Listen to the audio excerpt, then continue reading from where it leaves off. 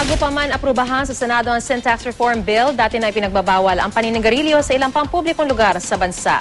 Balitang hatid ni Claire Delfin. Lahat ng bagay kapag sobra, masama. Gaya na lang ng paninigarilyo. At dahil naging bisyo na ito ng ilan, nakakalimutan na rin ang dala nitong peligro. Ilan sa mga sakit na maaaring idulot ng sobrang paninigarilyo ang lung at throat cancer, emphysema at heart disease. Kaya naman kabi-kabila ang maisinusulong na programa at ordinansa para mabawasan o di kaya'y tuluyan ng dubayan ang paninigarilyo.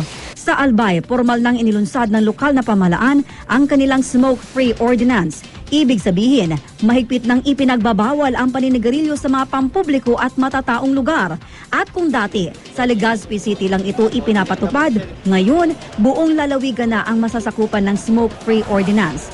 Pagmumutahin ng aabot sa 3,000 piso ang lalabag dito. Maging sa Panabo City, Davao del Norte, hindi na rin pwedeng basta-basta manigarilyo sa mga pampublikong lugar. Pinresenta na ng Anti-Smoking Task Force ang Ordinance No. 2511 sa publiko.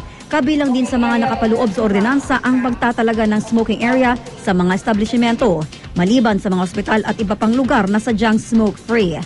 If it is a government facility or government building, na ay specific place lang kung asa ta pwede mo designate kung smoking area.